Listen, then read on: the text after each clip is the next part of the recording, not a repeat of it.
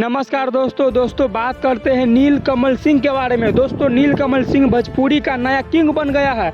दोस्तों जिस तरीका से विराट कोहली को क्रिकेट का किंग कहा जाता है, उसी तरीका से अब नीलकमल सिंह को भोजपुरी का किंग कहा जाने लगा है। अरे बाबा! दोस्तों जिस तरीका से विराट कोहली को क्रिकेट के क्षेत्र में रिकॉर्ड पर रिकॉर्ड है, इसी तरीका से भोजपुरी के क्षेत्र में नीलकमल का रिकॉर्ड पे रिकॉर्ड है। दोस्तों अभी नीलकमल सिंह का कोई भी गाना आता है तो सारा गाना हिट नहीं बल्कि सुपर हिट होता है। दोस्तों कुछ दिन पहले सनी लियोन के साथ नीलकमल सिंह का गाना आया था। वह गाना मात्र एक हफ्ता में 30 मिलियन से भी ऊपर चला गया था। और दोस्तों अभी हाल फिलहाल एक गाना आया है लाइसेंसी बंदूक वाला।